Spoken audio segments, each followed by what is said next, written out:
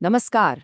आज के इस ऐतिहासिक विश्लेषण में हम 16वीं सदी के एक ऐसे महाकाव्य टकराव की गहराई में जाने वाले हैं जो एक तेजी से फैलते विशाल साम्राज्य और एक अजेय योद्धा के बीच हुआ था।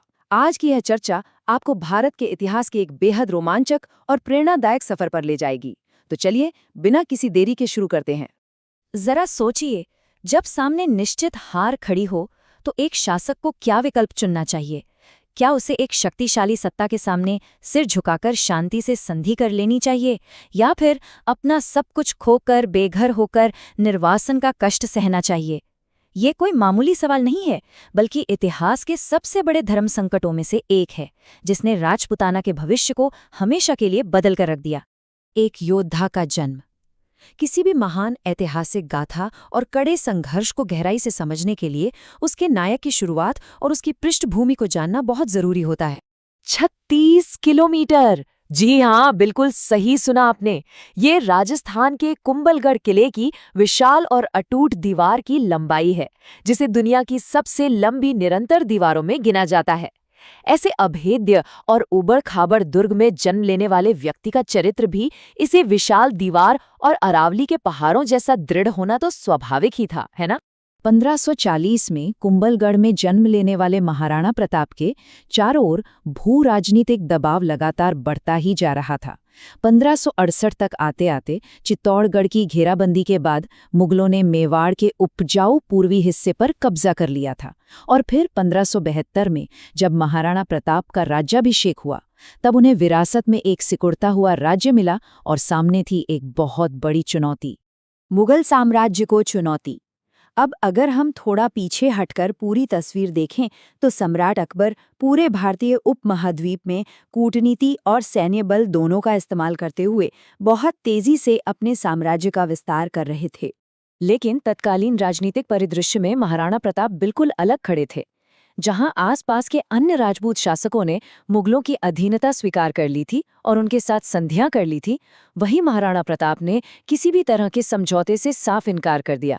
उन्होंने शाही सुख सुविधाओं के बजाय अपना स्वाभिमान, गरिमा और अपनी संप्रभुता को चुना। अगर हम दोनों सेनाओं की ताकत के आंकड़ों पर गौर करें तो हालात बिल्कुल असंभव लग रहे थे। एक तरफ 10,000 से ज्यादा सुसज्जित मुगल सैनिक और उनके सहयोगी, और दूसरी तरफ मेवाड़ के मात्र 3,000 घुड़सवार और 400 भील तीरंदाज। सीधे शब्दों में कहें तो ये 1 के मुकाबले 4 का ऐसा भारी नुकसान था जिसने इस प्रतिरोध को सैन्य नजरिए से लगभग नामुमकिन बना दिया था। हल्दी घाटी का युद्ध। मुगलों के शांति प्रस्तावों को पूरी तरह से ठुकराने के बाद यही असंभव परिस्थितियां 18 जून 1576 को एक ऐतिहासिक और भयंकर महासंग्राम का कारण बनी। हल्दी घाटी अरावली पर्वतमाला का एक बेहद संकरा दर्रा। इसका नाम हल्दी घाटी इसलिए पड़ा क्योंकि यहाँ की चट्टानों को कुचलने पर हल्दी के रंग जैसी चमकीली पीली मिट्टी निकलती है। महाराणा प्रताप ने इसी संकरे रास्ते को युद्ध के लिए रणनीतिक रूप से चुना था। ये एक चोक पॉइंट की तरह था, जिसका मतलब था कि मुगलों की विशाल सेना अपने पूरे आकार के साथ एक साथ वहां प्रवेश नहीं कर सकती थी। 1822 में देवगढ़ के चोखा द्वारा बनाई गई एक पारंपरिक पेंटिंग हमें उस 3 घंटे के भीषण युद्ध की अराजकता का एकदम जीवंत आभास कराती है।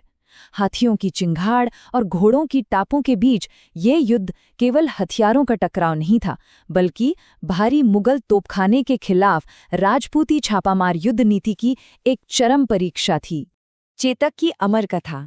हम सब जानते हैं कि इतिहास केवल राजाओं का नहीं होता, बल्कि उन वफादार साथियों का भी होता है जिनके बिना हर शौर्य गाथा अधूरी है।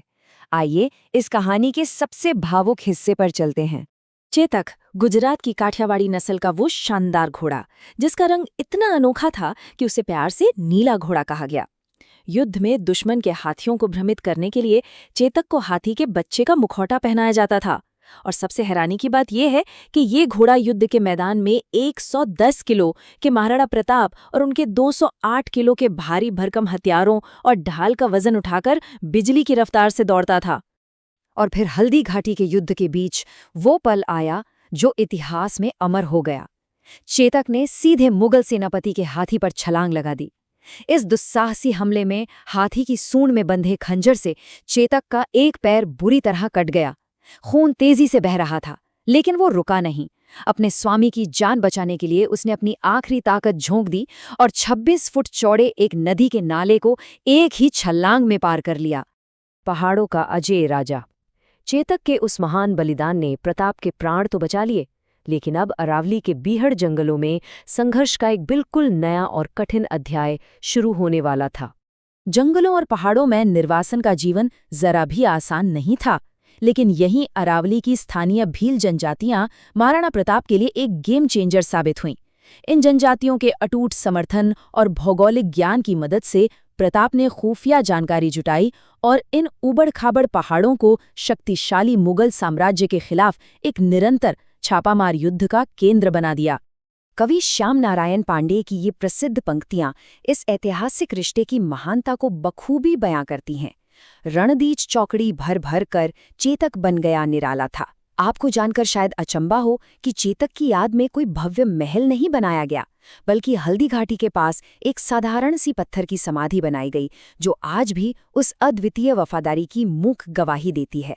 और ये पूरा संघर्ष बिल्कुल भी व्यर्थ नहीं गया।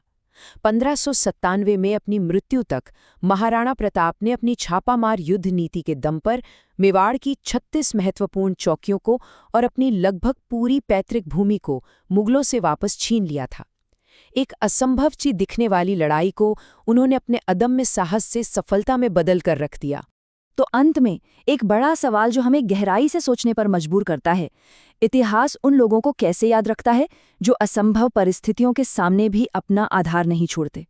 उन नायकों को जिनकी पहचान केवल तुरंत मिलने वाली जीत से नहीं, बल्कि उनकी कभी न टूटने वाली भावना और उनके अजेय साहस से होती है। महाराणा प्रताप और चेतक की कहानी हमें यही सिखाती है कि सच्ची महानता स्वाभिमान और डटे रहने में है। इसी विचार के साथ हम आज का यह विश्लेषण समाप्त करते हैं। उम्मीद है कि यह ऐतिहासिक सफर आपके लिए बेहद ज्ञानवर्धक रहा होगा।